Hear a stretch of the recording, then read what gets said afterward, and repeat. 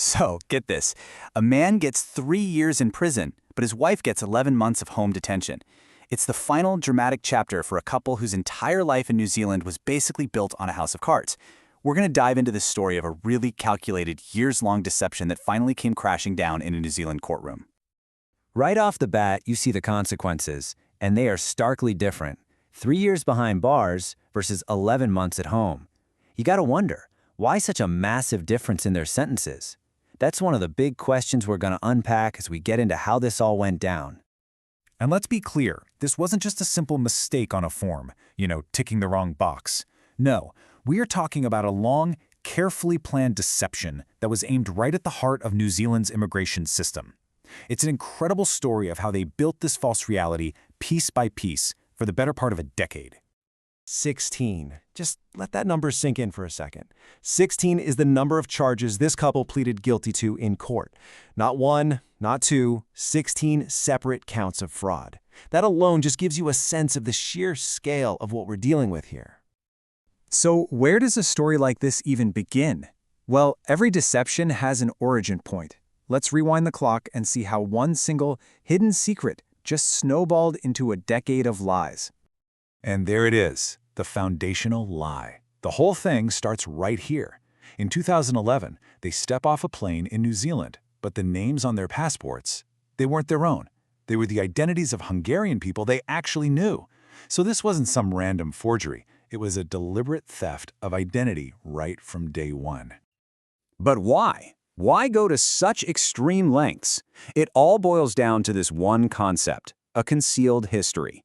The absolute core of their crime was deliberately hiding a past that they knew would have gotten them blocked at the door.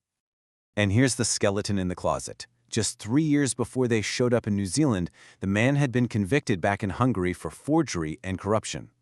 They knew, without a doubt, that this record was a complete deal-breaker. So they decided to just invent new identities to get around it. But arriving with fake passports was just step one. For nearly 10 years, they had to maintain and build on that lie every single day. So how on earth did they manage to weave such a complex web and not get caught sooner?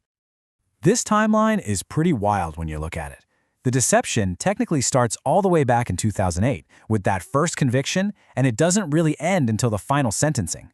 But look at that huge chunk of time in the middle, from 2011 to 2019. That's 8 years of actively submitting fake documents. It was a marathon of deceit, not a sprint. And this just shows how the lies kept getting bigger and bigger. You see, they didn't just stop at getting in the country with a visitor visa. Oh no, they went for work visas, then for residence visas, and then the grand prize, full New Zealand citizenship. Every single step up that ladder required more lies and way more risk. And to back up all those applications, they used some seriously sophisticated forgeries. We're not talking about sloppy Photoshop here, we're talking about fundamental things like birth certificates and professional qualifications.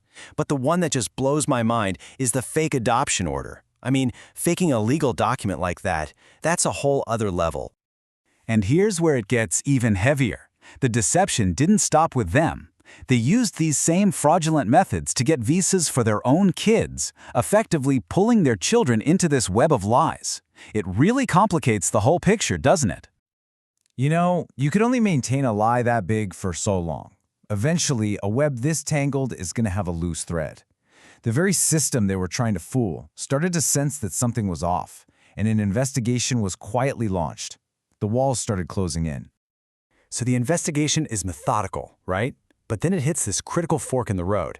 When investigators confronted them, the man confessed. He came clean about the whole thing. But the woman? She refused to be interviewed. And that right there is a huge piece of the puzzle. How much you cooperate, whether you show remorse, those things can have a massive impact on sentencing. His confession likely explains a lot about that difference in outcomes we saw right at the start. Now you can imagine, untangling a mess like this wasn't a one-person job. It took a major team effort. You had Immigration New Zealand, the people who handle visas, working hand in glove with the Department of Internal Affairs, who deal with things like citizenship. That collaboration was absolutely crucial to piecing together the full picture. Okay, so why does this story about two people really matter to the rest of us? Well, because it's about something much bigger than just a few lies. It's about protecting the integrity of a system that we all rely on to be trustworthy. And listen to how the authorities talked about it. This quote from Jason Perry, one of the lead investigators, just says it all. He makes it so clear that they didn't see this as a mistake. The words he uses, sustained and calculated, show that they saw this as a deliberate, long-term assault on the system. And this quote from Muriel Johnson over at the Department of Internal Affairs really drives that point home. She uses the word sophisticated, and that highlights the massive challenge these agencies are up against. They're not dealing with amateurs. They're dealing with people using complex, thought-out methods to try and cheat the system. And so we come full circle, right back to where we started, with those sentences. 3 years in prison, 11 months home detention. The final outcome sends this incredibly clear message. If you try to undermine the trust and integrity of these national systems, you will face very, very serious consequences. You know, this whole case was about forged paper documents and real-world deception. But it really leaves you with a much bigger question, especially for today, as pretty much our entire lives move online. Just how secure is your identity? How secure are the digital identities we all depend on every single day? It's something to think about.